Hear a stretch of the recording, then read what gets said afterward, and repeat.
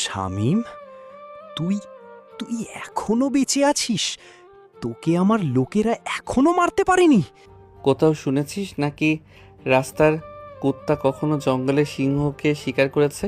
তুই এখানে প্রবেশ করেছিস তোর ইচ্ছাতে, কিন্তু এখান থেকে তোকে বের হতে হবে আমার ইচ্ছেতে। আমার এলাকায়, আমার সাম্রাজ্যে আমার হুকুম ছাড়া একটা পিঁপড়াও আমার প্রাসাদে প্রবেশ করতে পারে না। আকাশে যখন কালো মেঘ জমা হয় তখন মানুষগুলো বুঝে যায় ঝড়ো হওয়ার সম্ভাবনা আছে, কিন্তু ঝড়টা কোন দিক দিয়ে লণ্ডভণ্ড করে দিয়ে চলে যাবে সেটা কিন্তু কারো মাথায় থাকে না। তাই তোর এখানে আমি ঢুকেছি সূচ হয়ে, কিন্তু বের হব ফাল হয়ে।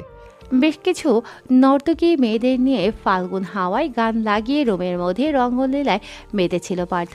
নেশায় বুঁদ হয়ে গেছে, নেশা তাকে পাগল করে দিয়েছে। পার্থ বলে ওঠে, এই শালা, তোরা কোথায় আছিস? এই চার্জ না থাকা ব্যাটারিটাকে মেরে বালি চাপা দিয়ে দিবি।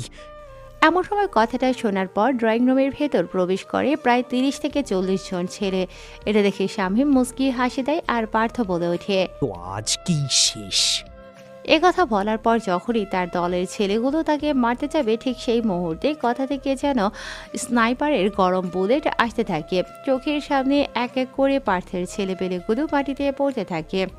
এটা দেখে পার্থ অবাক হয়ে যায়। শামীম মুচকি হেসে বলে ওঠে, আমি শুধু মানুষ না রে, আমি মানুষরূপী একজন হিংস্র নরখাতক।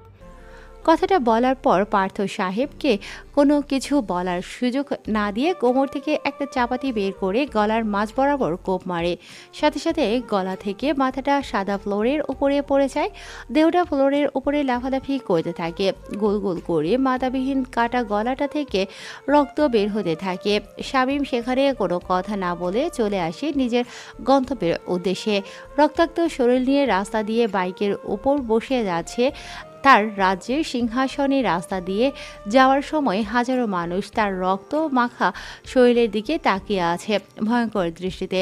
কারো কোনো কিছু বলার সাহস নেই, কারণ সবাই জানে সে জেলখানার ভেতর এক গেট দিয়ে প্রবেশ করে অন্য গেট দিয়ে বের হয়।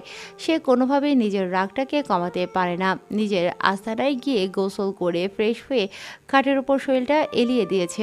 এখন সবাই ভেতরে প্রবেশ করে সাকিব বলে ওঠে, শামীম, তুই পুরো সিংহের মতো কাজ করেছিস ওই জানোয়ারটাকে মেরে ফেলে। যাই হোক, সামনে নির্বাচন, আমাকে যে কোনো মূল্যে এমপি হতে হবে। এতে যদি কারো লাশ ফেলতে হয়, তোর যেন হাত না কাঁপে। কথাটা বলে চলে যায়। এদিকে নিজের ছেলের মৃত্যুতে বেশ শোকাহত প্ল্যান করতে থাকে কি করে প্রতিশোধ নেবে শামীমের কাছ থেকে। অন্যদিকে নুসরাত বলে ওঠে, মাইশা, আজকে ভার্সিটিতে যাব, তুই তাড়াতাড়ি ভার্সিটিতে চলে আসিস। ঠিক আছে, তুইও ভার্সিটিতে চলে আসিস। হ্যাঁ ঠিক আছে। আর হ্যাঁ, সবাইকে বলে দিস বাকি শাকচুন্নিগুলো যেন আজকে ভার্সিটিতে আসে। ওকে দোস্ত। কথাটা বলে কলটা কেটে দেয়। পরের দিন সকালে ভার্সিটি যাওয়ার জন্য বের হয়। সাথে সাথে মানুষগুলো যায় নিজস্ব কর্মস্থানে। অন্যদিক দিয়ে গাড়িতে করে ভার্সিটিতে যাচ্ছিল নুসরাত সহ তার বান্ধবীগুলো। এদিকে চায়ের দোকানে প্রতিদিনের মতো চায়ের দোকানে আড্ডা দিচ্ছে শামীম।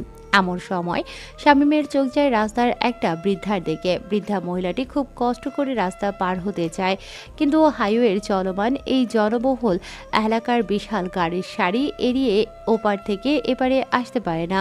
এটা দেখে শামীম চায়ের কাপটা রেখে খুব কষ্টে রাস্তা পার হয়ে ওপারে যায়। তারপর বৃদ্ধ মহিলাটির হাত ধরে রাস্তার এপাশে নিয়ে আসতে থাকে, কিন্তু তাদের সামনে দিয়ে সাই সাই করে রাস্তায় গাড়িগুলো যেতে থাকে। এটা থেকে শামীম তার নিজের কোমর থেকে বন্দুক বের করে পরপর আকাশের দিকে তাকিয়ে বেশ কয়েকটা গুলি করে। গুলির শব্দে জায়গায় গাড়িগুলো থেমে যায়। হঠাৎ গাড়িগুলো থেমে যাওয়াতে কি হয়েছে সেটা দেখার জন্য গাড়ি থেকে মাথা বের করে নুসরাত সামনে তাকাতেই তার চোখ যায় ভার্সিটির সামনে দাঁড়িয়ে থাকা সেই ভয়ঙ্কর ডেঞ্জারাস ছেলেটি একটা মহিলাকে রাস্তা পার করে দিচ্ছে। এটা বেশ ভালো লেগেছে নুসরাতের মন কেড়ে নিয়েছে। মানুষজনগুলো ভয়ে তার সেই জায়গায় গাড়িগুলো দাঁড় করিয়ে রেখেছে। মহিলাটাকে রাস্তা পার করে দেওয়ার পর শামীম হাতের ইশারা দেওয়ার সাথে সাথে আবার রাস্তার গাড়িগুলো চলাচল শুরু করে। এটা দেখে মাইশা বলে ওঠে, কি বলিস দোস্ত? ছেলেটার পাওয়ার আছে মানতে হবে। তার এক ইশারায় রাস্তার সব গাড়ি থেমে গেছে। আমি শুনেছি এই ছেলেটা শুধু ছেলে না, বরং ডেঞ্জারাস একটা মাল। ওর কথা আর বলিস না, প্রকাশ্যে মন্ত্রীর ছেলে ওসমানকে মেরে ফেলেছে ভার্সিটিতে জবাই করে, তাও আবার পুলিশের সামনে। কিন্তু পুলিশ কিছুই করতে পারেনি। দেখ দেখ, ঘুরে বেড়াচ্ছে একদম। এরই নাম পাওয়ার? হুম। তবে এটা কি জানিস, ছেলেটা তোকে ভালোবাসে। তাতে আমার কি? সত্যি দোস্ত, ওই ছেলের চোখে তোর জন্য ভালোবাসা দেখেছি। হ্যাঁ, তোকে বলেছে সে আমায় ভালোবাসে। তুই মিলিয়ে নিস আমার কথা। পরে কথা হবে, এখন চল আমার সাথে। কথা বলতে বলতে ভার্সিটিতে যেতে থাকে। ভার্সিটির ভেতর প্রবেশ করে ড্রাইভার গাড়ি পার্কিং করে তার প্রতিদিনের মতো তাদের আড্ডাখানায় চলে যায়। মনোযোগ দিয়ে আড্ডা দিচ্ছে নুসরাত সহ তার সকল বান্ধবী। এমন সময় সেখানে একটা ছেলে হিরোদের স্টাইলে এন্ট্রি নিয়ে বলে ওঠে, হ্যালো, আমি রিপন। তুমি নিশ্চয় নুসরাত, তুমি মাইশা, তুমি সাদিয়া, তুমি রাজিয়া, তুমি কিয়া, তুমি শ্রাবণী, তুমি হচ্ছ মাহমুদা। কি তাই তো ঠিক বলেছি না? ছেলেটার কথা শুনে আবারও সবাই মিলে চমকে যায়। নুসরাত বলে ওঠে, হ্যাঁ, তাতে কি হয়েছে? না, ঠিক তেমন কিছু না, আমি তোমাদের বন্ধু হতে চাই। তোমার মতলবটা কি ভাই, একটু বলবে? না, ঠিক তেমন কিছু না আসলে। এই কথা বলে ছেলেটা তার পেছন থেকে একটা হাত বের করে বেশ কিছু গোলাপের ফুল এগিয়ে দেয় নুসরাতের দিকে আর হাঁটু বাস করে চোখ বন্ধ করে বলে ওঠে, আই লাভ ইউ নুসরাত, আমি তোমাকে প্রথম থেকে ভালোবেসে ফেলেছি। ভালোবাসা কি সেটা আমি জানি না, তোমাকে দেখার পর আমার কেমন যেন এক অনুভূতি সৃষ্টি করে, তাই আমি আমার মনের কথা তোমাকে জানালাম। আমি তোমাকে ভালোবাসি, তুমি কি আমায় ভালোবাসা সারা দিয়ে আমার পথ চলার সঙ্গী হবে? দেখো, আমার বাবা এই শহরের সবচেয়ে প্রভাবশালী ও কোটিপতি, তোমার কোনো কিছুরই অভাব হবে না, তোমার প্রতিটি ইচ্ছা পূরণ করব আমি। ছেলেটা নিজের মতো করে বলতে থাকে। সেটা দেখে কেউ একজন ফোন বের করে কোনো এক ব্যক্তিকে বলে ওঠে। কথাটা শুনে হাত থেকে চায়ের কাপটা পড়ে যায় আর ফোনের ওপাশ থেকে গম্ভীর কণ্ঠে বলে ওঠে, তুই সেখানে থাক, আমি আসছি। বলে কলটা কেটে দেয়। তারপর সেখান থেকে ভার্সিটির উদ্দেশ্যে রওনা দেয়। চলুন আমরা একটু ঘুরে আসি বর্তমান থেকে। আপনাদের নিশ্চয়ই মনে আছে শামীম। শামীম তার সিএনজিতে যাত্রী তুলছিল। এমন সময় তার গাড়িতে দুজন যাত্রী উঠে। সেই যাত্রীগুলো ছিল তার খুব পরিচিত। শামীম সিএনজি চালাতে থাকে। এমন সময় তার গাড়ির যাত্রী বলে ওঠে, মেজাজটা কেন খারাপ লাগবে না বল? রাস্তায় গাড়িটা এভাবে নষ্ট হয়ে পড়ে রইল, এদিকে আবার ভালো লাগছে কেননা সুমনকে খুব নৃশংসভাবে কেউ মেরেছে। হ্যাঁ, খবরটা আমি দেখলাম। একজন হয়তো সাকিব ভাই এবং মন্ত্রী এজাজুল হক আমাদের ডেকেছে। হতে পারে ভাই। শুনেছি আজকে পদ্মা সেতুর উপর দিয়ে 2 ট্রাক অস্ত্র ঢুকবে। এগুলো রিসিভ করতে আমাদের সকলকে যেতে হবে। তোর কি মনে হয় ভিক্টর ফিরে আসতে পারে? ভাই, তোর দোহাই লাগে, এমন কথা বলিস না। তার নামটা শুনলে শরীরের লোমগুলো খাড়া হয়ে ওঠে। যা বলেছিস। এমন সময় আশিক আরও কিছু বলতে যাবে তখনই সিএনজি থেমে যায় আর ড্রাইভার বলে ওঠে। স্যার, আপনাদের ঠিকানায় চলে এসেছি। তারপর তারা ভাড়া না দিয়ে অফিসের ভেতর চলে যাচ্ছিল। এটা দেখে ড্রাইভার বলে ওঠে, ভাই, আমার ভাড়াটা দিয়ে যান। তুই কাদের কাছে ভাড়া চাস তুই জানিস? মেরে এখানে পুঁতে রেখে দেব। জীবন বেড়াতে চাইলে এখান থেকে চলে যা। ড্রাইভার আর কোনো কথা না বলে সেখান থেকে চলে আসে। এরপর নিজের আস্তানায় চলে যায়। সেখানে গিয়ে ফ্রেশ হয়ে বিশ্রাম নিতে থাকে। দেখতে দেখতে সন্ধ্যা হতেই শুরু করেছে। অন্যদিকে অফিসের ভেতরে গিয়ে এখনও মিটিং চলছে। সেখানে আন্তাজুল হক বলে ওঠে, শহরটা পুরো পঙ্গু হয়ে গেছে, আমাদের ওপরে কথা বলার মতো কেউ নেই। তবে কোনো এক ভয়ঙ্কর মাফিয়ার আগমন হয়েছে শহরে, তাই তোমাদের এখানে ডেকে নিয়ে আসার কারণ সকলকে সাবধান এবং সতর্কতার সাথে কাজ করতে হবে। আকাশ, তোমার কাজের খবর কি? হ্যাঁ ভাই, আমি পল্লীগুলো ভালোভাবে চালাচ্ছি। দৈনিক কয়েক লাখ টাকা ইনকাম হয়। কয়েকটা মালকে আবার বিদেশে পাচার করতে হবে। সেখান থেকে কল এসেছিল, যেগুলো ভালো তাদেরকে পাচার করে দিতে হবে আজকে রাতে। তাহলে মন্ত্রী সাহেব, আমি বলি কি, আজকে রাতে যখন মালগুলো আমরা রিসিভ করব, তখন এগুলোকে শহরের বাইরে বের করে দিব, যাতে কেউ হামলা করতে না পারে। হামলা তো দূরের কথা, আমাদের গাড়ি ছুঁয়ে দেখার মতো কোনো পুলিশ এখনো এই পোস্টে জন্মায়নি। আমি কল করে দিব, পুরো রাস্তা ফাঁকা থাকবে, সুন্দর করে শহর থেকে বের করে দিবে, মালগুলোকে ভালোভাবে রিসিভ করবে। আর সবাই সাবধানে থাকবে, প্রয়োজনে গা ঢাকা দেবে, সকলকে সাবধান করে দেবে। আমরা নতুন একটা মাফিয়ার জন্ম নিয়েছি এই শহরে। সুমনকে খুব নৃশংসভাবে মেরেছে এবং নখ রেখে দিয়েছে ভিক্টরের। ভিক্টর তো অনেক আগেই মরেছে। কিন্তু আতঙ্ক ছড়ানোর জন্য কেউ ভিক্টরের নাম বিক্রি করে আমাদের মাথায় ডাব ভেঙে খাচ্ছে। ঠিক আছে ভাই, কাজ হয়ে যাবে, কোনো টেনশন নেই। কথাটা বলে কাজ করতে থাকে। তারপর কম্পিউটারে কয়েকটা জায়গার পজিশন দেখিয়ে দেয় তাদেরকে। এরপর সবাই যে যার মতো করে বেরিয়ে পড়ে। দেখতে দেখতে গভীর রাত হয়। বস্তি থেকে বের হয় বেশ কিছু ছেলে। সাধারণভাবে রাস্তা দিয়ে হেঁটে গলি দিয়ে আবার গভীর জঙ্গলে ঢুকে যায়। এরপর সেখান থেকে বের হয়ে আসে কালো মুখে এক ভয়ঙ্কর মানুষের আকৃতি। রূপ বদলে এক হিংস্র হায়না রাস্তা দিয়ে হেঁটে যাচ্ছে। হঠাৎ করে রোজ রয়্যাল একটা গাড়ি এসে থামে। কোনো কথা ছাড়াই অজানা আগন্তুকটা অন্ধকারে সেই গাড়ির ভেতর প্রবেশ করে। গাড়িগুলো যাচ্ছে তাদের নিজ গন্তব্যের উদ্দেশ্যে। দেখতে দেখতে তাদের গন্তব্যে এসে পৌঁছে যায় অন্য দিক থেকে। পদ্মা সেতু দিয়ে বড় বড় বেশ কয়েকটা ট্রাক প্রবেশ করছে। ট্রাকগুলোর সামনে এবং পেছনে বেশ কয়েকটা কালো গাড়ি। গাড়িগুলো যখন পদ্মা সেতু দিয়ে যেতে শুরু করেছে তখন হঠাৎ করে এক এক করে পদ্মা সেতুর লাইটগুলো বন্ধ হয়ে যায়। পুরো পদ্মা সেতু অন্ধকারে ছেয়ে যায়। হঠাৎ করে এমন হওয়াতে বেশ খানিকটা চমকে যায় মানুষজন। যারা পদ্মা সেতুতে উঠতে যাচ্ছিল তারা ভয়ে গাড়িগুলো থামিয়ে দেয়। চলাচল বন্ধ হয়ে যায়, কিন্তু পদ্মা সেতুর উপরে যে গাড়িগুলো ছিল তারা চলতে থাকে। অন্ধকারে তেমন কিছু একটা দেখা যায় না, কিন্তু আকাশে হালকা তারা আর চাঁদ তাদের সৌন্দর্য দিয়ে যতটুকু আলো পৃথিবীতে প্রতিফলন করতে পেরেছে ঠিক ততগুলো আলো দিয়ে গাড়িগুলো যেতে থাকে। গাড়ির হেডলাইট আলো সবাই জ্বালিয়ে দিয়ে ভয়ে ভয়ে পদ্মা সেতু দিয়ে গন্তব্যের উদ্দেশ্যে যেতে থাকে। পদ্মা সেতুতে কোনো গাড়ি যাতে না উঠতে পারে সেজন্য পরপর কয়েক ট্রাক পদ্মা সেতুর সামনে বালু ফেলে দেয়। পদ্মা সেতুর দুপাশে বালুর ট্রাক ফেলে দেয়। না এপার থেকে ওপারে, না ওপার থেকে এপারে কেউ যেতে পারছে।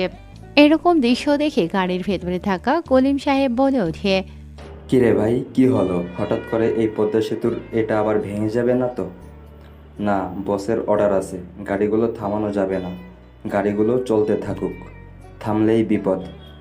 তাদের কথোপকথনের মাঝখানে হঠাৎ করে পদ্মা সেতুর দুপাশে বড় বড় পিলারের বাতিগুলো জ্বলে ওঠে।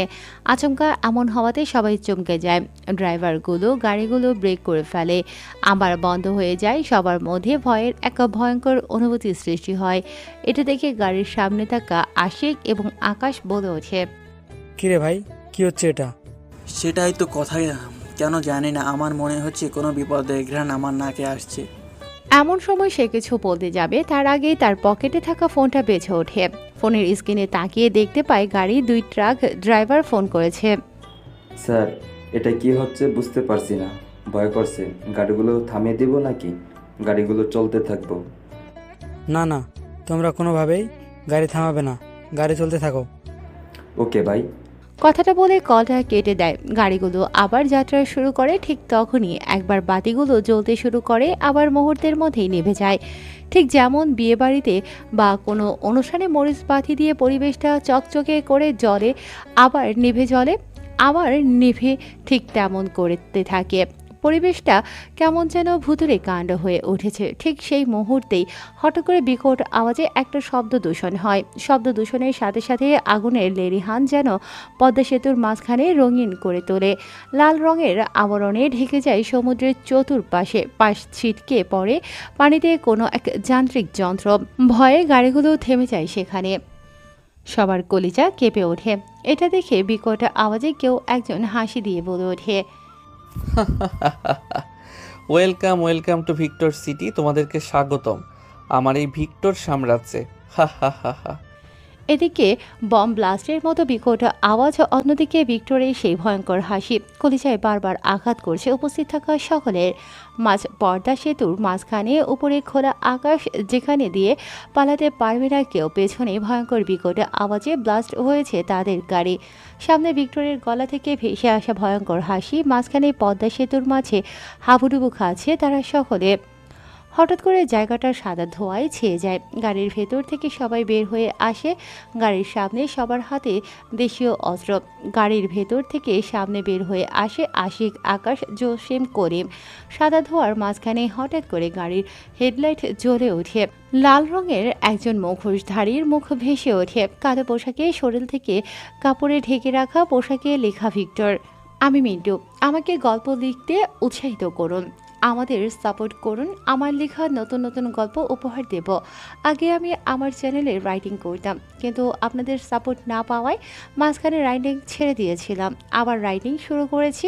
যদি ফুল সাপোর্ট দেন তাহলে আমার লেখা ফুল হিট অ্যাকশন নিয়ে আসবো আপনাদের কাছে, কথা দিলাম।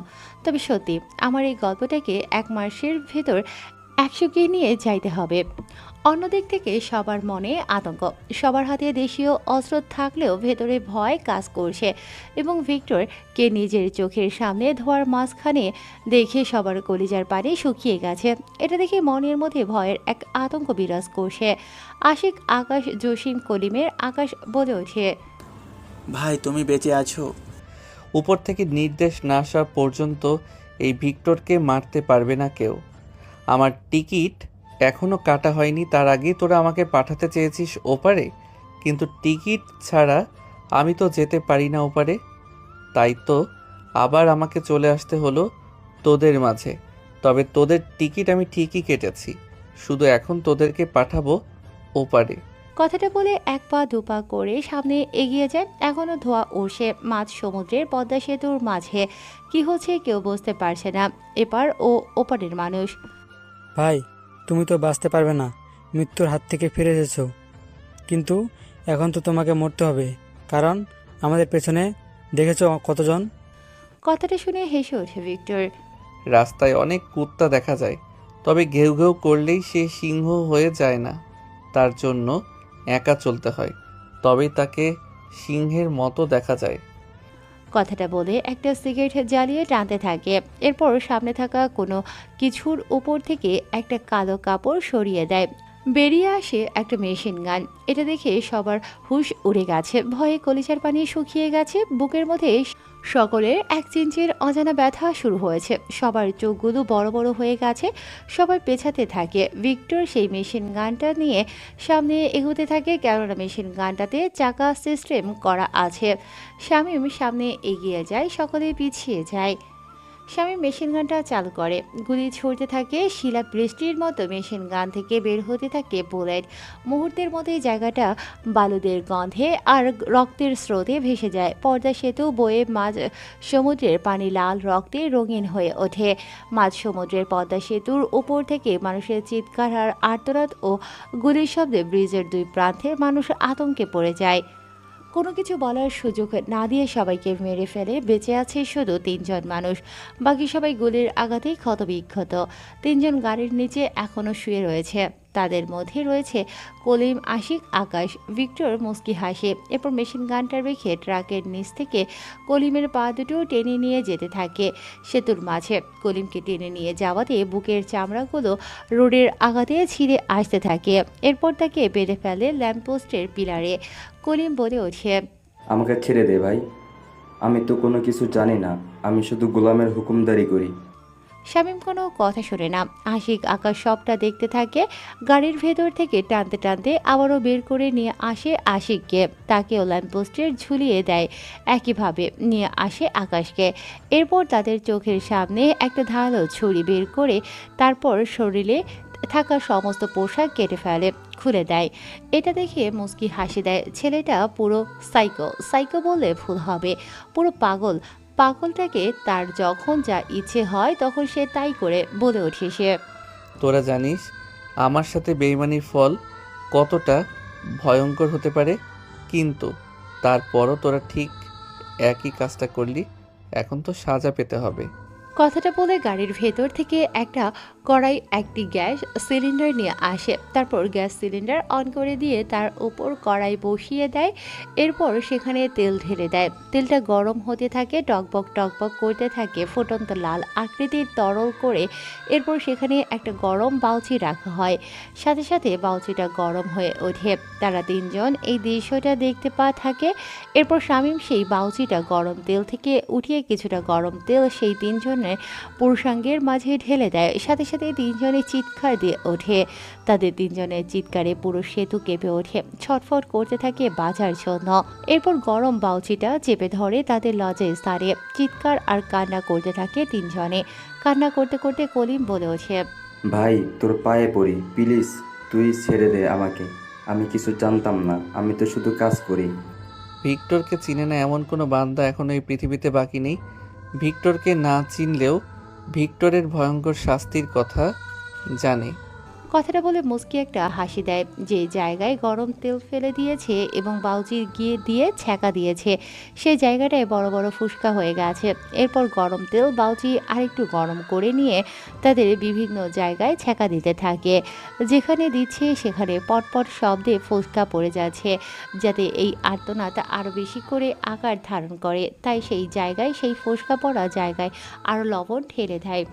ভাই, আমাদের ছেড়ে দাও, না হলে একবারে মেরে ফেলো। আমরা তোমার সাথে বিশ্বাসঘাতকতা করেছিলাম নিজের স্বার্থের জন্য। বিশ্বাসঘাতকতা করার জন্য তো এখন শাস্তি পেতে হবে, আর আমি সেটাই দিচ্ছি তো ওদের। তোমার সাথে থেকে আমরা কিছুই পাইনি ভাই, এখন আমরা সব পেয়েছি। তুমি কেন ফিরে এলে? তোমাকে ছাড়া তো আমরা ভালোই ছিলাম। কি বলিস তোরা? তোরা সুখে আছিস, তোদের সুখের ভাগ নিতে হবে না? আমার দুঃখের সময় তোদের আমি আমার কাছে কখনো নিয়ে আসিনি, কিন্তু আমার সুখের সময় তোদেরকে সব সময় রেখেছিলাম। তাই আমি ভাবলাম এখন তোদের যেহেতু সুখের সময় চলছে, তাই আমিও সাথে চলে আসি। কথাটা বলে তাদের তিনজনের কানে গরম তেল ঢেলে দেয়। দাউ দাউ করে ধোঁয়া বের হতে থাকে তাদের কানের ভেতর থেকে। শরীরের 70% পুড়ে গেছে। পুড়ে যাওয়ার জায়গাগুলোতে আবার লবণ ছিটিয়ে দিয়েছে। সেই সাথে পেঁয়াজের রস তাদের চোখে ঢেলে দেয় আর বলে ওঠে শামীম, তোদের টিকিট কাটা হয়েছে ওপারে যাওয়ার জন্য, তোদের ট্রেন চলে এসেছে, তাই তোদের এখন জার্নি শুরু হবে। তোদের জার্নিটা শুভ হোক। Bye bye. কথাটা বলে আগন্তুকটা তাদের নাকের ভেতর তুলো ঢুকিয়ে দেয়। তুলো দিয়ে পুরো নাক বন্ধ করে দেয়। এরপর কানে তুলো ঢুকিয়ে দেয়। তবে তুলো ঢুকিয়ে দেওয়ার আগে তাদের মুখে, কানে, নাকে আবারও গরম তেল ঢেলে দেয়। তারা উল্টো হয়ে শুধু ছটফট করতে থাকে। মৃত্যুর মুখে ঢলে পড়ে যাতে অক্সিজেন নিতে না পারে, অর্থাৎ শ্বাস নিতে না পারে। সেজন্য তাদের তিনজনের শ্বাস নেওয়ার রাস্তাগুলো বন্ধ করে দেয় তুলো দিয়ে। শ্বাস না নিতে পেরে ছটফট করতে করতে তাদের মৃত্যুর যাত্রা শুরু হয়েছে। আগন্তুকটা সেখান থেকে বেশ খানিকটা দূরে আসে। আকাশে একটা হেলিকপ্টার উড়তে দেখা যায়। হেলিকপ্টার থেকে একটা রশি ফেলা হয়। সেই রশি ধরে আগন্তুকটা হেলিকপ্টার করে উড়াল দেয় তার অজানা গন্তব্যের উদ্দেশ্যে। এদিকে প্রশাসন খবর পাওয়ার সাথে সাথে রাস্তা থেকে বালু সরানোর জন্য প্রয়োজনীয় সরঞ্জাম নিয়ে আসে। রাস্তা পরিষ্কার করে তারা সেখানে যেতে থাকে। সেখানে গিয়ে তো তারা হতবাক হয়ে আছে, কেননা শত শত লাশ এবং প্রায় 40 থেকে 50 জন মেয়ে উদ্ধার এবং অস্ত্রগুলো জ্বালিয়ে দিয়েছে আগন্তুকটা। এসব কিছু দেখে প্রশাসন হতবাক হয়েছে। মেয়েগুলোকে সুন্দর করে রেস্কিউ করে তাদের নিজ নিজ গন্তব্যে পৌঁছে দেওয়ার অনুমতি দিয়েছে প্রশাসন এবং এটার সুস্থ তদন্ত করার জন্য একটা নতুন কমিটি তৈরি করা হয়েছে। এখানে ইন্সপেক্টর সৈকত উপস্থিত আছে। সাংবাদিক এসে বলে ওঠে, শহরের কয়েকদিনের পরিস্থিতিতে আতঙ্কে পড়ে গেছে। পদ্মা সেতুর উপরে পাওয়া গেছে অসংখ্য লাশ, সাথে উদ্ধার করা হয়েছে বেশ কিছু মেয়েকে, যা থেকে বিদেশে পাচার করা হয়েছিল। এর সাথে একটা অস্ত্র এবং বেশ কিছু দামি বিদেশি অস্ত্রসহ একটা ট্রাকে আগুন জ্বালিয়ে দিয়েছে। কে এই কাজটা করেছে তা বোঝার জন্য প্রশাসন একটা কমিটি গঠন করেছে। সামনে দেখা যাবে আরও কি হচ্ছে। আগন্তুকটা চলে যায় তার গন্তব্যে।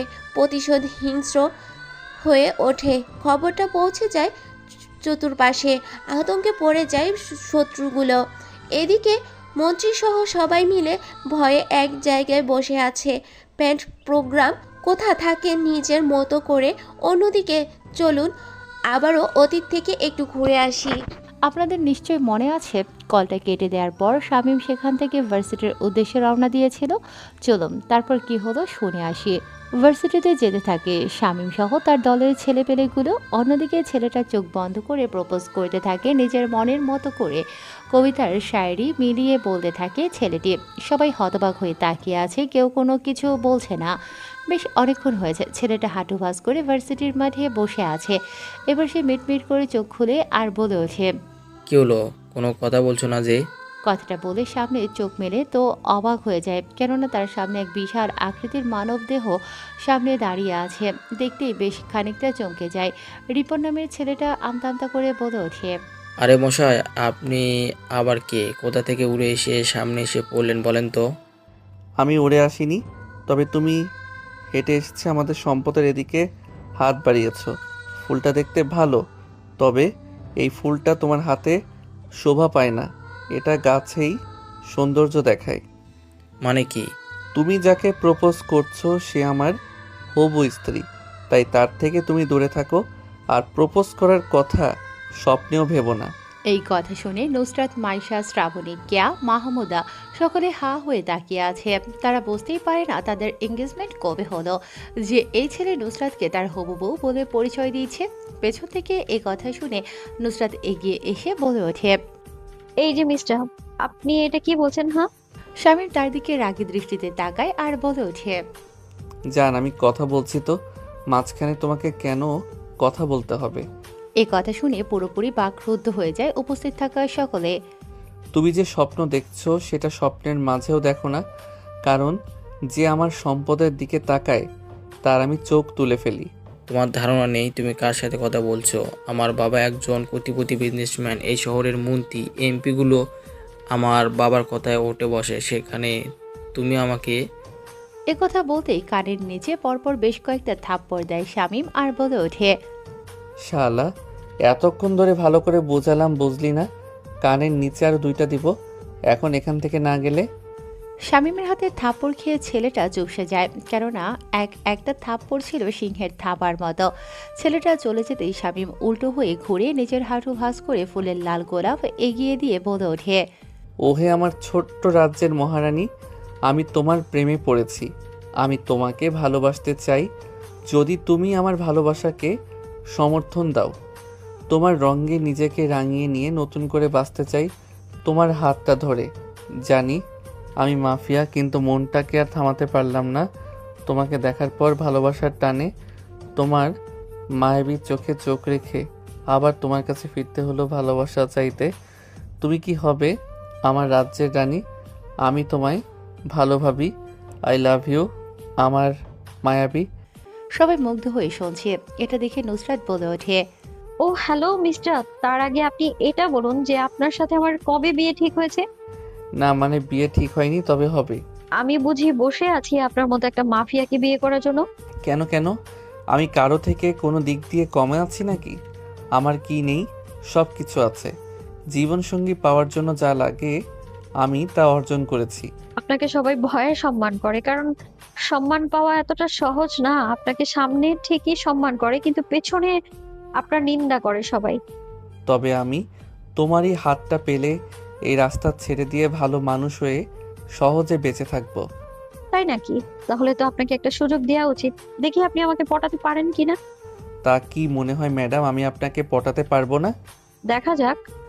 কথাটা বলে হাসতে হাসতে চলে যায় নুসরাত সহ তার বান্ধবীগুলো। যেতে যেতে মাইশা বলে ওঠে, কি রে নুসরাত, তুই আবার ছেলেটার প্রেমে পড়ে গেলি নাকি? দেখ দোস্ত, তুই আমার সংসার ভাঙিস না। আমি তো মনে মনে ঠিক করেছি ওই ছেলের সাথে আমি প্রেম করব। চুপ বেটি শাকচুনি, ওটা তোর দুলাভাই লাগে, ভাইয়ের মতো সম্মান করবি। যদি তুই তোর ওই চোখ দিয়ে নজর দিয়েছিস তো আমি তোর চোখ দুটো কিন্তু তুলে নেব।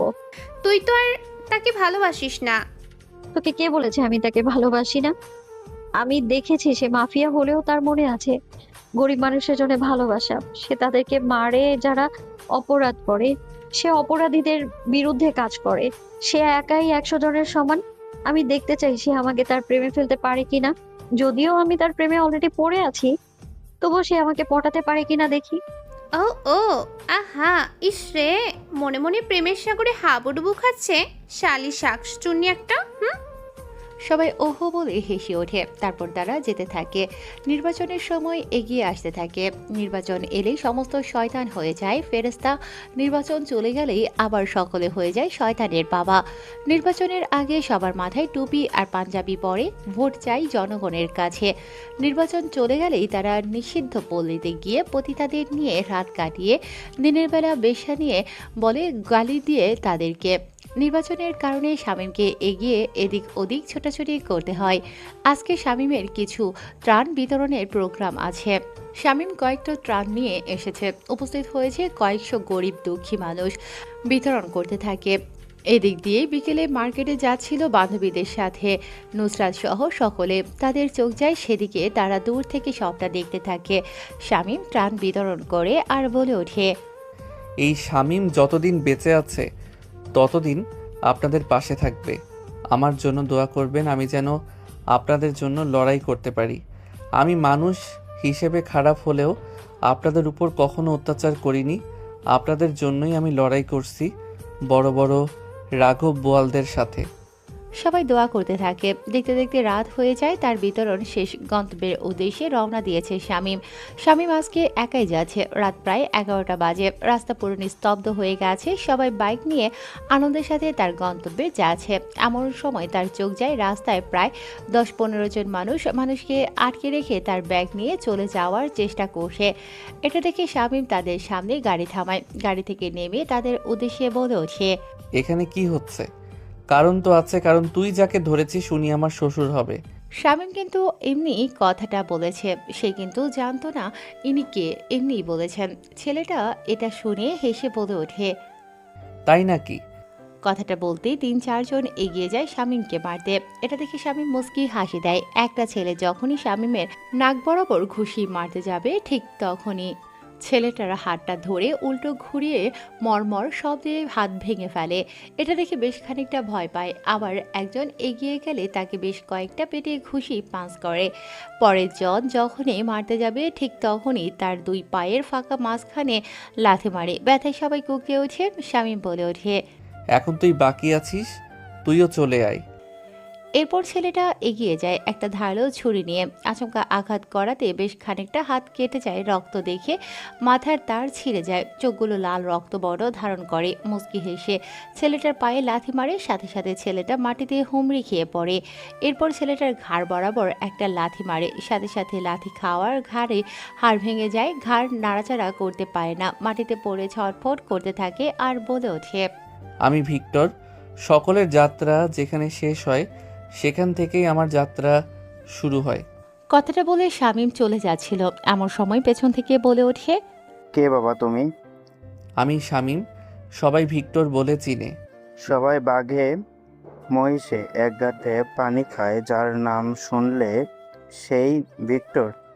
হয়তো। বাবা তুমি আমার জীবন বাঁচিয়েছো। তোমার দাওয়াত থাকলো আমার বাড়িতে, এটা আমার ঠিকানা, একদিন এসো। শামীম কার্ডটা নিয়ে চলে যায়। তার গন্তব্যে পৌঁছে যায় শামীম। আমজাদ সাহেব বাড়িতে যেতেই নুসরাত বলে ওঠে, বাবা আজকে তোমার এত দেরি হলো কেন? আর বলিস না, রাস্তায় কিছু সন্ত্রাসী আমাকে আটকেছিল। আজকে মরে যেতাম যদি ওই ছেলেটা না থাকতো। কি বলো বাবা, কোন ছেলে? আরে ওই যে কি যেন নাম বললো, হ্যাঁ ভিক্টর। নুসরাত ভিক্টর নামটা শোনার পর মুচকি একটা হাসি দেয়। তারপর তার বাবাকে ফ্রেশ হতে বলে চলে যায়। দেখতে দেখতে সকাল হয়ে যায়। প্রতিদিনের মতো আজকেও ভার্সিটির সামনে আড্ডা দিচ্ছে শামীম সহ তার পুরো দল। শামীম বসে বসে চা খাচ্ছিল। সামনে দিয়ে হেঁটে যাচ্ছে নুসরাত সহ সকলে। এমন সময় নুসরাত শামীমদের দিকে এগিয়ে আসতে থাকে। এটা দেখে শামীম সহ সকলে অবাক হয়েছে। সাগর বলে ওঠে, ভাই ভাবি তো দেখি আমাদের দিকে এগিয়ে আসে। তাই তো রে। নুসরাত তাদের সামনে এসে থেমে যায়। এরপর বলে ওঠে, একা খেলে হবে নাকি? নিজের জীবন সঙ্গীকেও খাওয়াতে হবে। আমি তো আমার জীবন সঙ্গীকে মানা করিনি, চাইলে আমার জীবন সঙ্গী আমাকেও খেয়ে নিতে পারে। সেটাই তো আমি যখন ইচ্ছে তখন খেতে পারবো। কিন্তু ভাবি তাহলে আপনিও আমাদের সাথে চা খেতে পারেন। সাথে আপনার বান্ধবীগুলো দেখতে কিন্তু বেশ সুন্দর। বাহ বাহ, তা সাগর ভাই কোনো শিক্ষকের কাছ থেকে ট্রেনিং নিয়েছেন? ট্রেনিংটা কিন্তু আপনাকে ভালোই দিয়েছে। বিয়ের আগেই ভাবি বলতে শিখে গেছেন। বাহ, তবে কথাটা আপনি ঠিক বলেছেন, 1 কাপ চা খাওয়াই যায়। এই কথা শুনে শামীম তড়িঘড়ি করে সেখানকার টেবিলটা মুছে দেয়। এরপর বসতে বলে নুসরাতকে, এই নাও এখানে বসো। মামা একটা ভালো করে দুধ চা বানিয়ে দাও। দোকানদার শামীমের কথা মতো চা বানিয়ে দেয়। নুসরাত চা খেতে থাকে। এমন সময় নুসরাত বলে ওঠে, কালকে আপনি আমার বাবাকে বাঁচিয়েছিলেন। রাতের বেলা আপনি কি জানতেন উনি আমার বাবা? কালকে রাতে? আমি তো জানি না, মনে পড়ছে না ঠিক।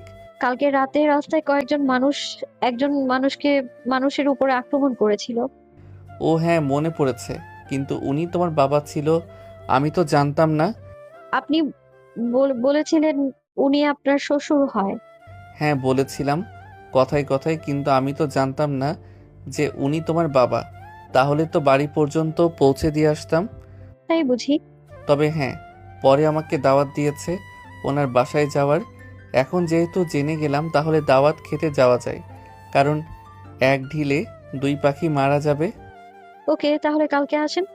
আমার চা খাওয়া শেষ, আমি এখন আসি। আর হ্যাঁ, আপনাকে যেন ইউনিভার্সিটিতে না দেখি কারোর সাথে মারপিট করতে, ওকে? আমি কি করব? আমি তো কাউকে মারতে চাই না, কিন্তু তারা মনে হয় আমার হাতে মার খাওয়ার জন্য অপেক্ষায় থাকে।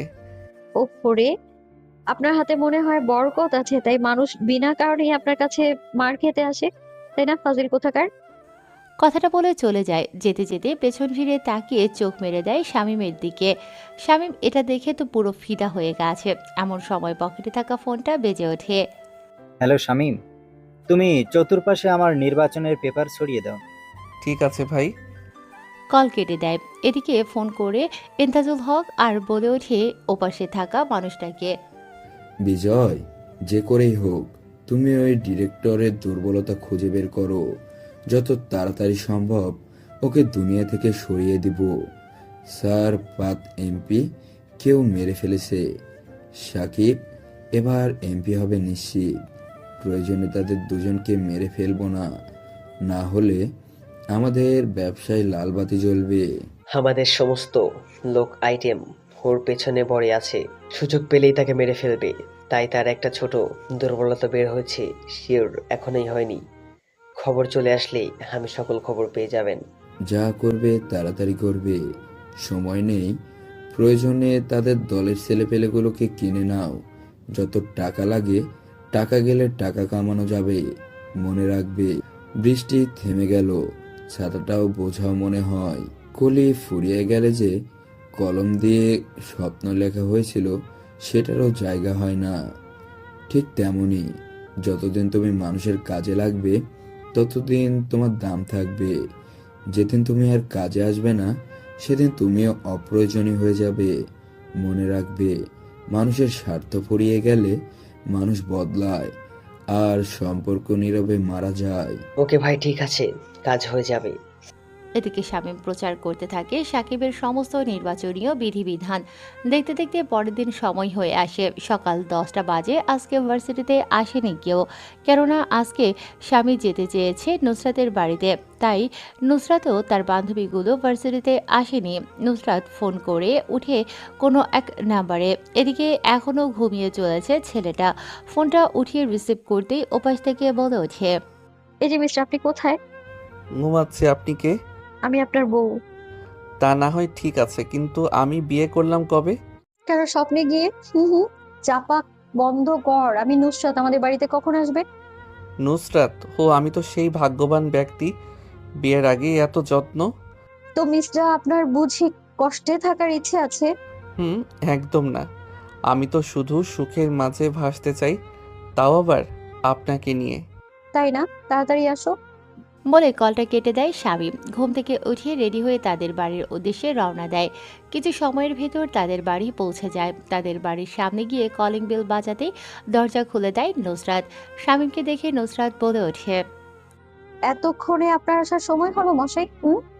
কি করব বলেন, বউ তো নেই যে ডেকে তুলবে, তাই না? হয়েছে, ভেতরে আসেন। এরপর তারা কয়েকজন মিলে বাড়ির ভেতর প্রবেশ করে। ডাইনিং টেবিলে বসে আছে রুমি বেগম এবং আমজাদ হোসেন। শামীমকে দেখে আমজাদ হোসেন বলে ওঠে, আরে বাবা, আসো, তুমি আমার পাশে বসো। তুমি সেদিন না থাকলে প্রায় 10 কোটি টাকা আমার লোড করে নিয়ে যেত। শামীম লজ্জায় কোনো কিছু বলে না। নুসরাত বলে ওঠে, বাবা আগে খেয়ে নাও, এরপর কথা হবে, ঠিক আছে? তারপর নুসরাত সবাইকে খাবার সার্ভ করে সবাই বেশ তৃপ্তি করে খাচ্ছে। রান্নাটা আজকে নুসরাত একাই রান্না করেছে। এটা দেখে নুসরাত বলে ওঠে, এই যে মিস্টার, রান্নাটা কেমন হয়েছে বললেন না তো? অনেক ভালো হয়েছে, বেশ সুস্বাদু হয়েছে। কে রান্না করছে? আপনি?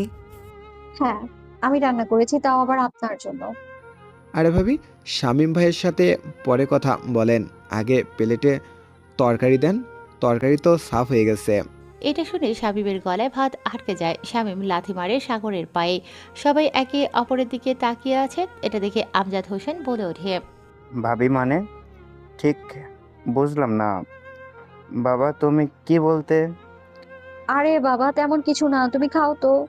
এরপর তারা আবার খেতে থাকে। খাওয়া শেষে একটু গল্পগুজব করে নুসরাত আবার বলে ওঠে, বাবা, ওনাকে আমি আমাদের বাড়িটা ঘুরিয়ে দেখাই। ঠিক আছে মা। এরপর নুসরাত শামীমকে নিয়ে বাড়িটা ঘুরে দেখতে থাকে।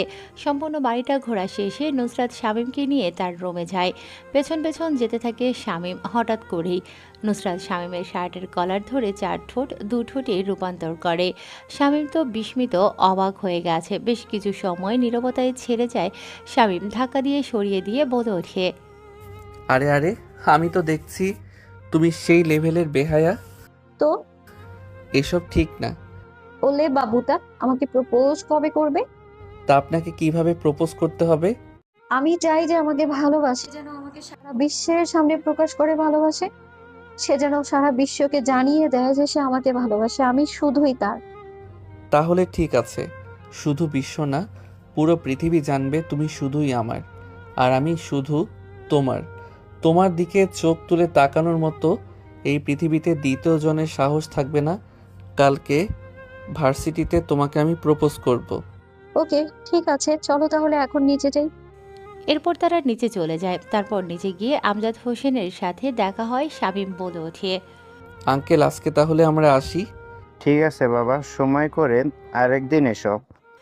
শামীম কোনো কথা না বলে মুচকি একটা হাসি দেয়। বাসা থেকে বের হয়ে পেছন পেছন বের হয় নুসরাত।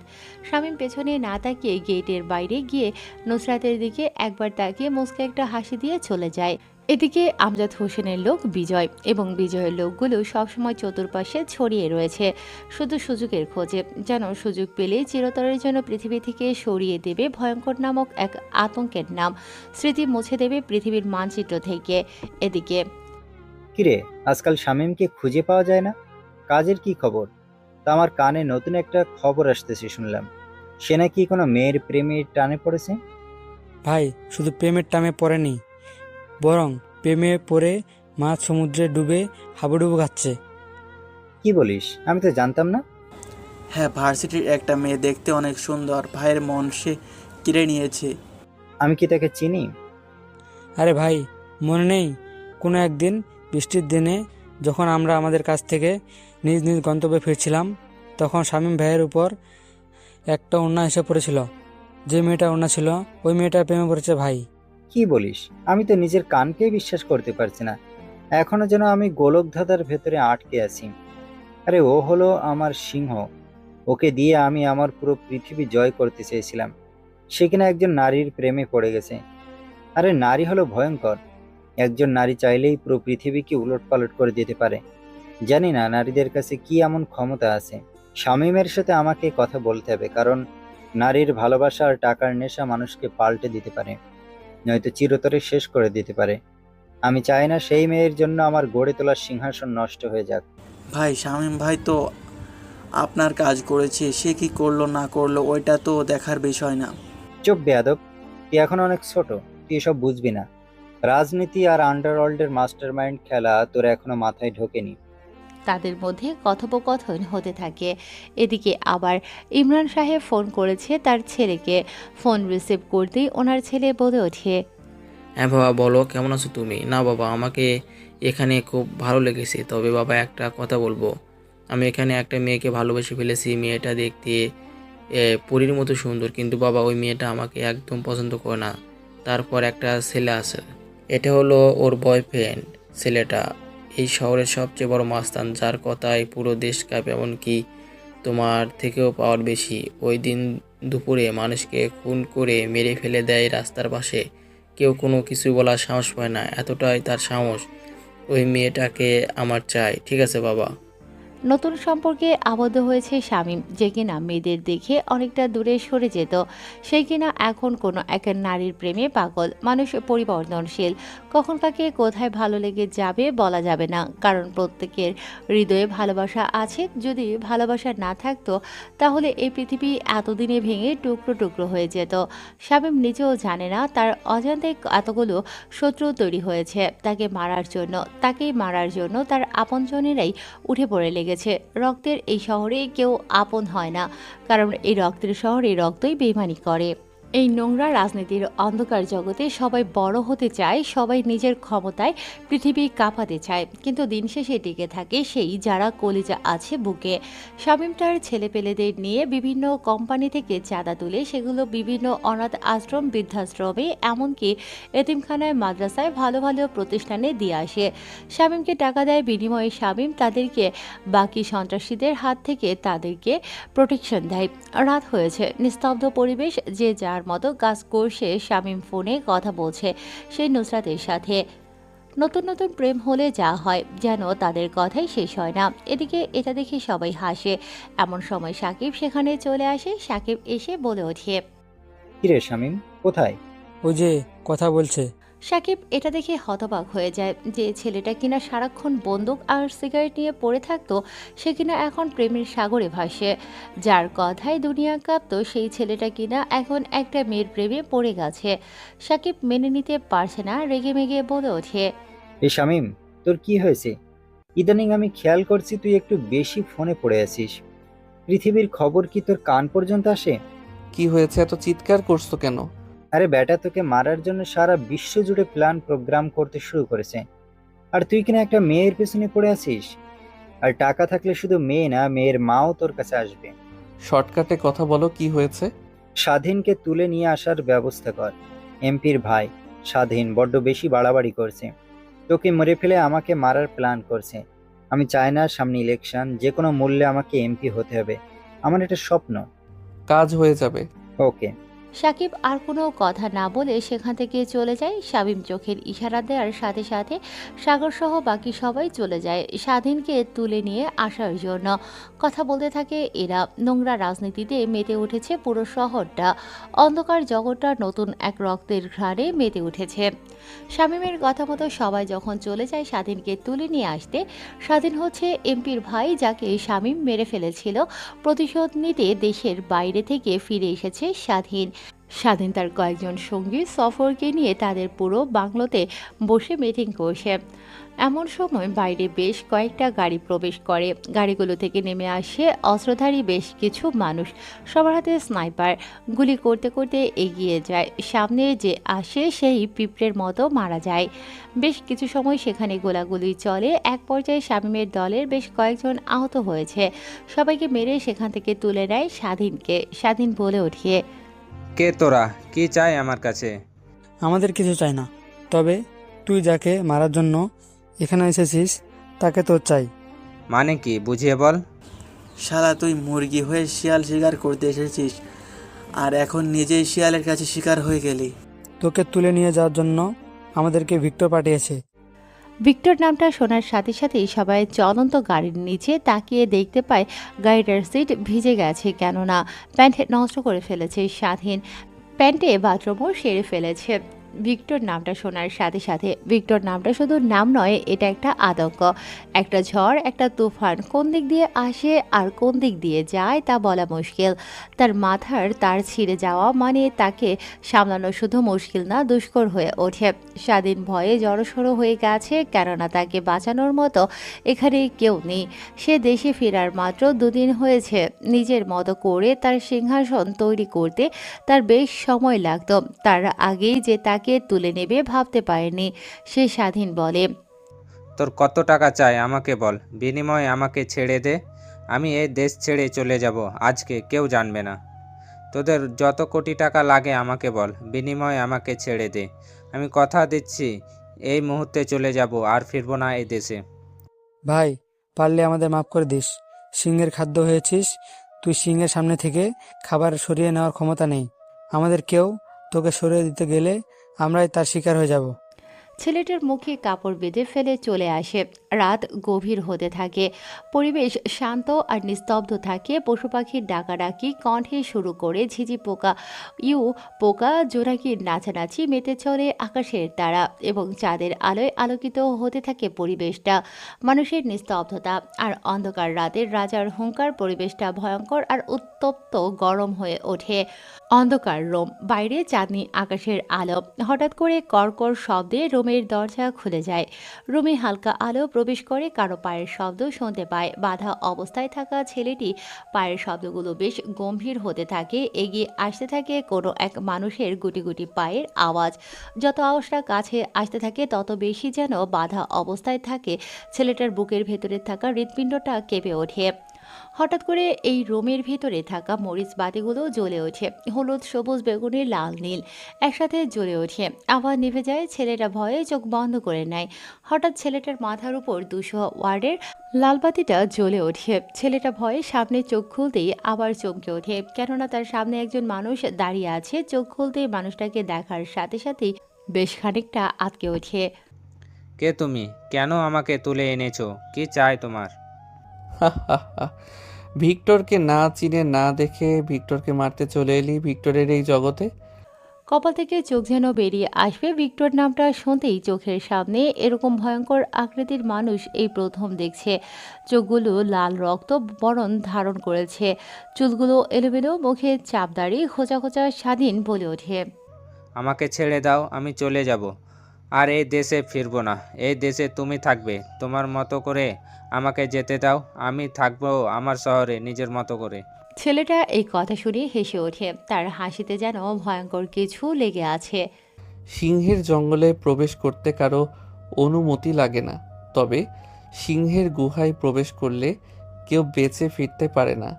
কারণ আজকে যদি তোকে ছেড়ে দেই, কালকে তুই প্রতিশোধ নেওয়ার জন্য মরিয়া হয়ে উঠবি।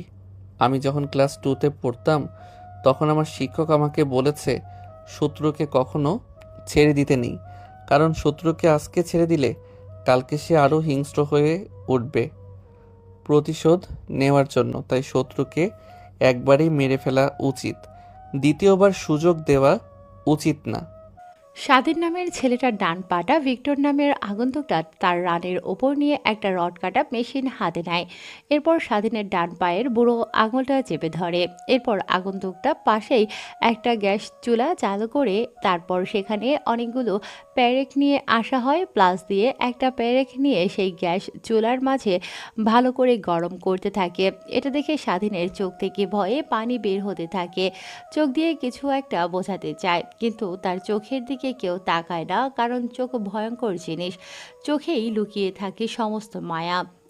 শত্রুর চোখে কখনো তাকাতে নেই, কারণ চোখ দিয়ে সে তার বশে নিয়ে নিতে পারে।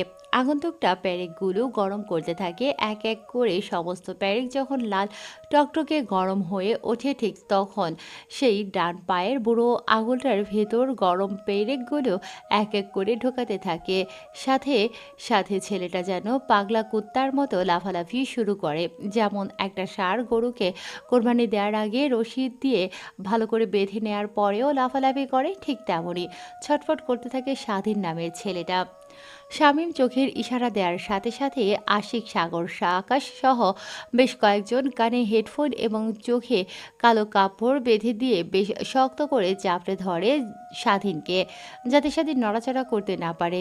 এরপর এক এক করে প্রায় 15টা গরম পেরেক তার বুড়ো আঙুলে ঢুকিয়ে দেয় ছেলেটা।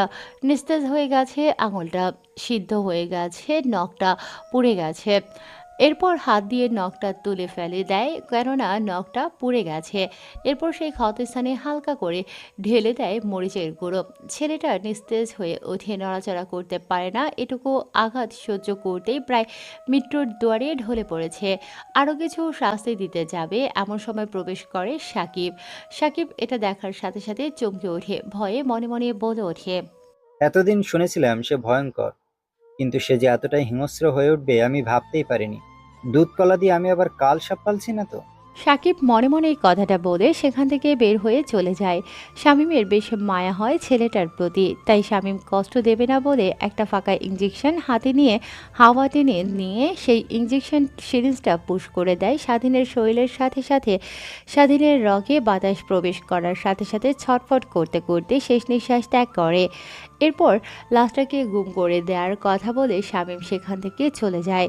এরপর সবাই লাশটাকে গুম করে ফেলে। রাত এভাবেই কেটে যায়। পরের দিন সকালে ভার্সিটিতে ছেলে মেয়েগুলো প্রবেশ করছে। আগে থেকেই পরি পার্টি হয়ে রিপন নামের ছেলেটা ভার্সিটিতে অপেক্ষা করছে তার প্রিয় মানুষটার অপেক্ষাতে। শামীম শহরের বাইরে গিয়েছে, ফিরতে তার বেশ খানিকটা সময় লাগবে। একে একে ভার্সিটিতে সকল ছাত্রছাত্রী প্রবেশ করছে। ভার্সিটির গেটের দিকে তাকিয়ে আছে রিপন। এমন সময় তার চোখ যায় তার মায়াবতীর দিকে। ভেতরে প্রবেশ করছে নুসরাত সহ তার সকল বান্ধবীগুলো। তারা তাদের মতো করে হেঁটে যাচ্ছিল ক্লাসরুমের উদ্দেশ্যে। এমন সময় পেছন থেকে ডেকে বলে ওঠে, নুসরাত, শুনবে একটু প্লিজ? পেছন থেকে কারো ডাক শুনে নুসরাত সহ সকলেই দাঁড়ায়। রিপন তাদের সামনে গিয়ে দাঁড়ায়। নুসরাত বলে ওঠে, কিছু বলবে আমাদের? না মানে? এই কথা বলে আবার ছেলেটা হাঁটু বাস করে একটি ডায়মন্ডের রিং এগিয়ে দেয় নুসরাতের দিকে আর বলে ওঠে, I love you Nusrat, will you marry me? Sorry, আমি শামীমকে ভালোবাসি। কিছুদিন পর আমাদের বিয়ে, তুমি অন্য কাউকে বেছে নিতে পারো। আমি অলরেডি অন্য কারো হয়ে গেছি। কিন্তু আমার তো তোমাকে চাই। তোমার আমাকে চাই, কিন্তু আমার তোমাকে চাই না। আমি শামীমকে ভালোবাসি এবং তাকেই বিয়ে করব। এইসব দামি দামি জিনিস তাই আমাকে না দেখিয়ে আমার থেকে দূরত্ব বজায় রাখুন, এটাই তোমার জন্য ভালো হবে। শামীম যদি জানতে পারে তুমি আমাকে বিরক্ত করছো, তাহলে তোমাকে টুকরো টুকরো করে কয়েকটা দেশে রেখে আসবে, তোমার শরীরের বাকি অংশগুলো। কথাটা বলে চলে যাচ্ছিল নুসরাত সহ সবাই। এমন সময় নুসরাত ডায়মন্ডের রিংটা ফেলে দিয়ে পেছন থেকে হাতটা টেনে ধরে নুসরাতের আর চিৎকার করে ওঠে, শামীম, শামীম, শামীমকে, এই শামীম, তোকে আমি মেরে ফেলে রেখে দিব। তার লাশটাও কেউ খুঁজে পাবে না। আমি কে সেটা তুমি জানো না, তোমাকে তুলে নিয়ে যাবে। You idiot! কথাটা বলে বেশ কয়েকটি থাপ্পড় মারে নুসরাত আর বলে ওঠে, তুই কে সেটা দেখার প্রয়োজন আমার নেই, বরং তুই কার হাত ধরেছিস সেটা জেনে নে। তুই এমন একজনের হাত ধরেছিস যে তোর হাতটাই কেউ একজন কেটে ফেলবে যদি জানতে পারে যে তুই ইউনিভার্সিটিতে আমার সাথে অশুভতামি করেছিস। তাহলে তোর শরীর থেকে মাথাটা আলাদা করে ফেলবে।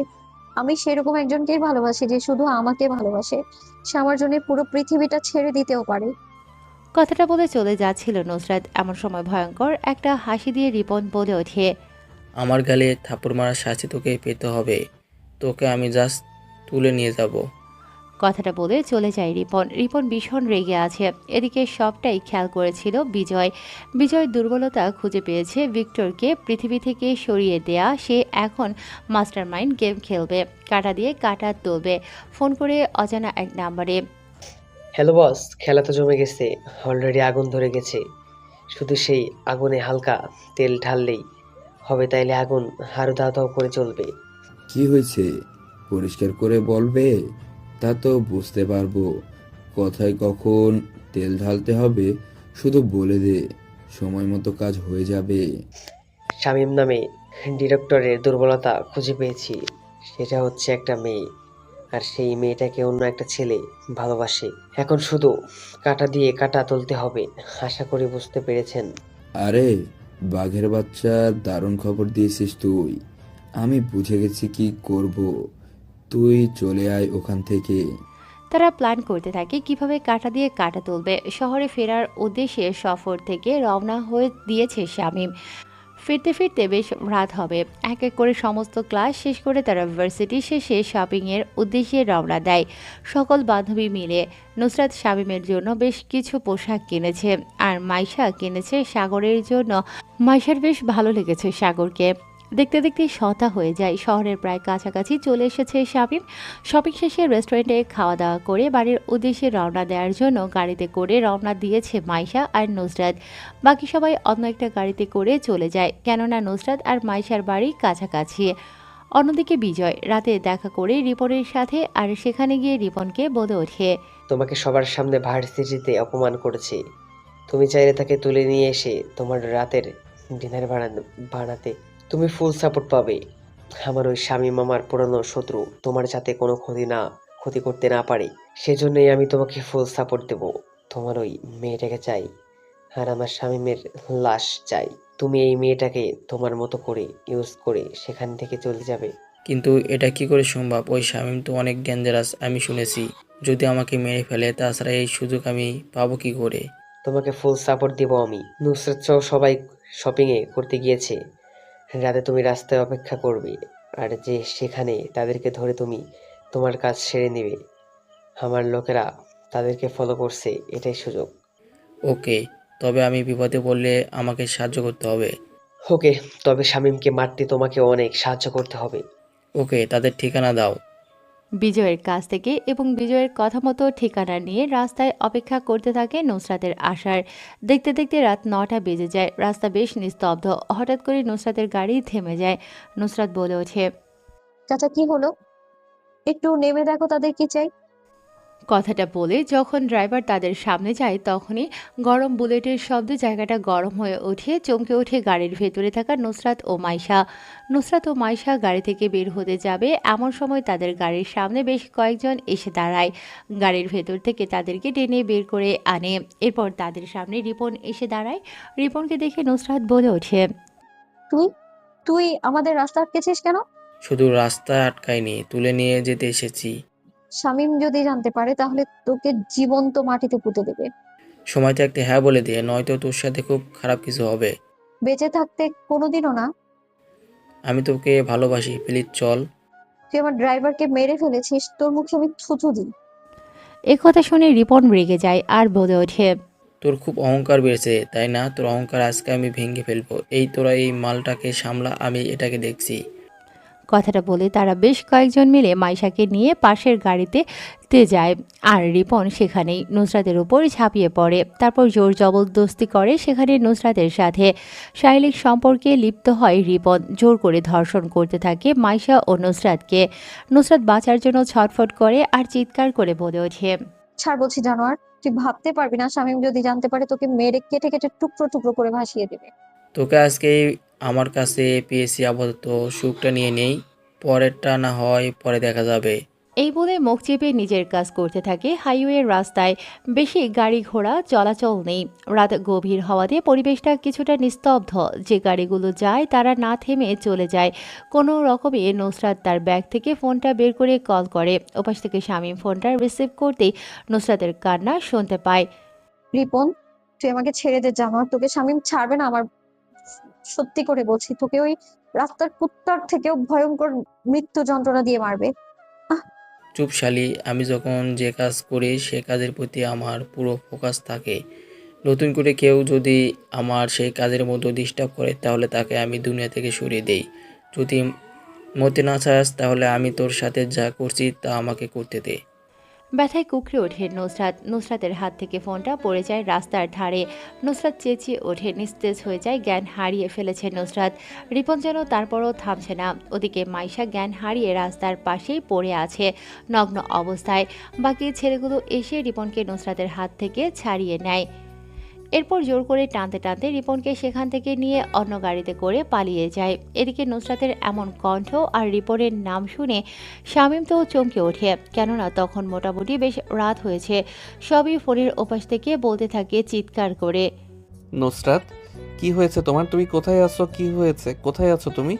হ্যালো হ্যালো নুসরাত, নুসরাত কথা বলো। শামীম একের পর এক চিৎকার করতে থাকে। এটা দেখে সাগর বলে ওঠে, কি হয়েছে ভাই, কোনো সমস্যা? মনে হচ্ছে নুসরাতের সাথে কিছু একটা হয়েছে। ওখানে রিপন উপস্থিত আছে। নুসরাত তাকে ছেড়ে দেওয়ার কথা বলছিল। ও মাই গড, নিশ্চয়ই তাহলে কিছু একটা হয়েছে। কি হয়েছে বুঝতেছি না। এখান থেকে যেতে তো আরো বেশ কিছু সময় লাগবে। কি করব ভেবে পাচ্ছি না। ভাই তুমি শান্ত হও, এক কাজ করো, ভাবির ফোন নাম্বার ট্যাগ করো, দেখো লোকেশন কোথায় দেখায়। Good idea. এরপর শামীম নুসরাতের ফোনের লোকেশন ট্যাগ করে দেখতে পায় গুলশানের এরিয়ায় আশেপাশে। এটা দেখে শামীম বলে ওঠে, গাড়ি থামা, তুই এখানে আয়, আমি গাড়ি চালাচ্ছি। কাউকে আর কোনো কিছু বলার সুযোগ না দিয়ে নিজেই গিয়ে গাড়ির ড্রাইভিং সিটে বসে। এরপর গাড়িটা 100-100 ফুল স্পিডে টানতে থাকে।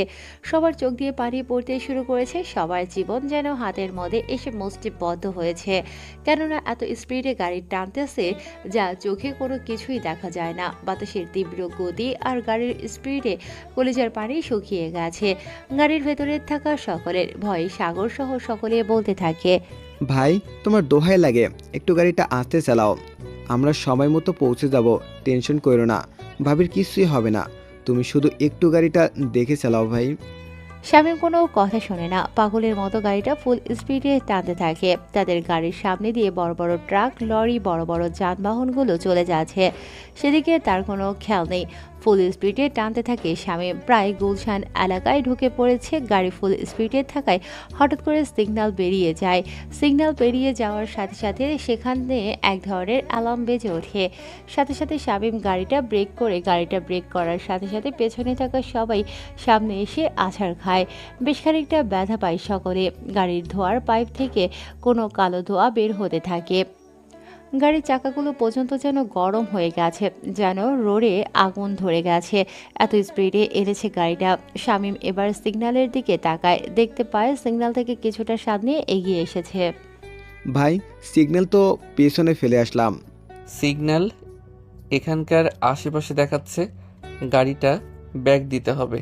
এরপর তারা গাড়িটা আবার পেছনে বেগ দেয়। ধীরে ধীরে যেতে থাকে, তত বেশি সিগন্যাল কাছে পেতে থাকে। এক পর্যায়ে একটা গাড়ি দেখতে পায়। তারা গাড়ির সামনে গিয়ে ব্রেক করে। গাড়ি থেকে এক এক করে সবাই বের হয়ে আসে। শামীম দৌড়ে গিয়ে গাড়ির কাছে যায়, দেখে গাড়ির ভেতরে কেউ নেই। গাড়ি থেকে একটু সামনে তাকাতেই দেখতে পায় ড্রাইভার পড়ে আছে রক্তাক্ত শরীর নিয়ে। ড্রাইভারের নাকে হাত দিয়ে দেখে বেচারা মারা গেছে। খুঁজতে থাকে নুসরাতকে। রাস্তার ধারে ঝোপের নিচে পড়ে আছে নুসরাত, আর রাস্তার সাইডে পড়ে আছে মাইশা। গাড়ির ভেতর থেকে টর্চ লাইটগুলো নিয়ে আসে। টর্চ লাইট জ্বালাতেই তাদের চোখ যায় মাইশার দিকে। দৌড়িয়ে মাইশার কাছে যায়। মাইশা নগ্ন অবস্থায় পড়ে আছে রাস্তার পাশে। সাগর এক মুহূর্ত দেরি না করে নিজের টি শার্টটা খুলে পেঁচিয়ে নেয়। শামীম তো এই দৃশ্য দেখে মাথায় হাত দিয়ে ধরে। চোখগুলো লাল রক্তপূর্ণ ধারণ করে ফেলেছে। হাত ও মাথার রগগুলো ফুলে উঠেছে। শামীম গম্ভীর কণ্ঠে বলে ওঠে, সাগর, নুসরাত কোথায়?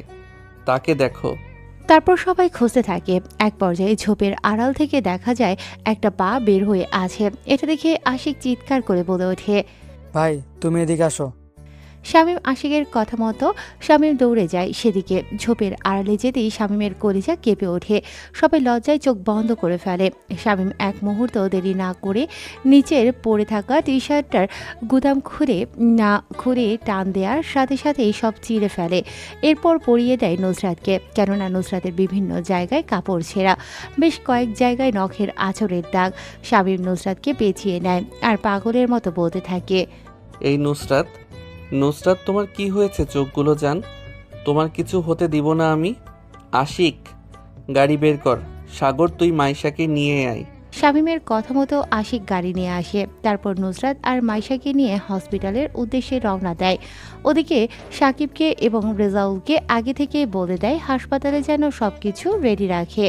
হর্ন বাজিয়ে ফুল স্পিডে গাড়ি টানতে থাকে। মানুষজন ভয়ে সাইড দিতে থাকে, কেননা ভিক্টরের গাড়ি দেখার সাথে সাথে সবার কলিজার পানি শুকিয়ে যায়। সেখানে সাইলেন্ট বাজিয়েছে, মানুষ বুঝে যায় কিছু একটা হয়েছে। তাই দ্রুত গতিতে যে যেভাবে পারছে সে সেভাবেই রাস্তা থেকে সরে যাচ্ছে। কিছুক্ষণের মধ্যেই হাসপাতালে পৌঁছে যায়। হাসপাতালে পৌঁছতেই শামীম, নুসরাত আর সাগর মাইশাকে নিয়ে হাসপাতালের ভিতর প্রবেশ করে। এরপর শামীম চিৎকার করে বলতে থাকে, ডাক্তার, কে কোথায় আছো? মুহূর্তের মধ্যেই পুরো হাসপাতালটা যেন মাথায় করে ফেলে শামীম।